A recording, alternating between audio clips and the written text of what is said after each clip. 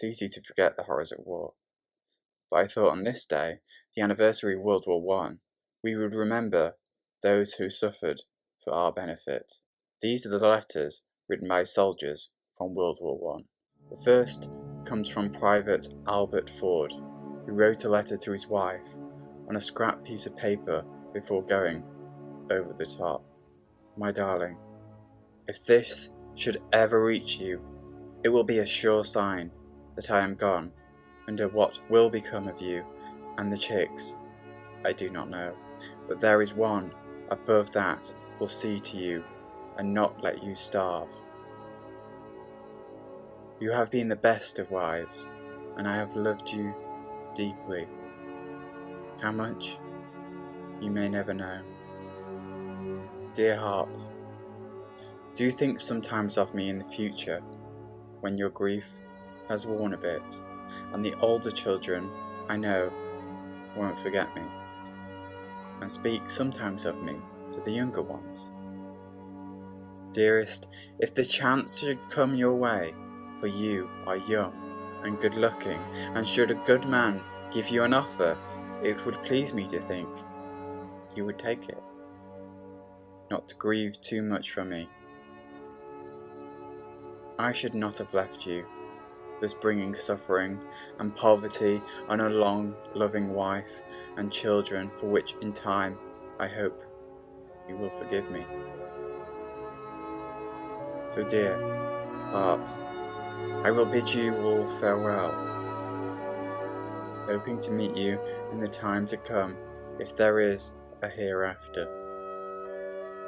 Know that my last thoughts were of you in the dugout, or on the first step my thoughts went out to you, the only one I ever loved, the one that made a man of me.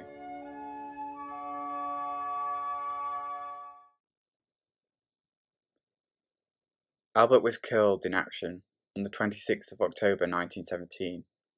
His last letter was treasured by Edith until her death. She never remarried, and as she lay dying in February 1956, she said she could see Albert in the corner of her bedroom. The second letter, from schoolboy Patrick Bloodstone to his father, contains a fascinating eyewitness account of the destruction in September 1916 of a Zeppelin airship near Cuffley, Hertfordshire. Dear Daddy, I hope you are not alarmed. You should not be, unless you know where one of these Zeps went.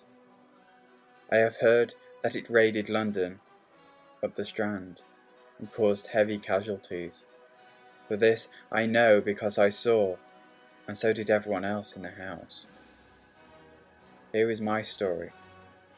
I heard the clock strike 11 o'clock. I was in bed and just going to sleep. Between 2 o'clock and 2:30 o'clock, Lily, the servant, woke Miss Willie and told her she could hear the guns. Miss Willie woke Pullman and told him to wake me. He did so. Miss Willie helped Mrs. Willie down the stairs, and we had Miss Blair staying with us for the weekend. We saw flashes and then heard bangs and pops. Suddenly, a bright yellow light appeared and died down again. Oh, it's all right, said Pullman. It's only a star shell. That light appeared again, and we, Miss Blair, Pullman and I, rushed to the window and looked out, and there, right above us, was the Zepp. It had broken in half, and was like this. It was in flames, roaring and crackling. It went slightly to the right and crashed down into the field. It was about 100 yards away from the house, and directly opposite us. I would rather not describe the condition of the crew. Of course they were dead, burnt to death. They were roasted. There is absolutely no other word for it. They were brown, like the outside of roast beef. One had his legs off at the knees, and you could see the joint. The Zepp was bombed from an aeroplane above. with an incendiary bomb by Lieutenant Robertson. We have some relics, some wire and some wood framework. The weather is beastly, but Mrs. and Miss Willie are jolly people. Hoping you are well. Love to all. Your loving son, Patrick. Please don't be alarmed. All is well that ends well. And this did for us. We are all quite safe.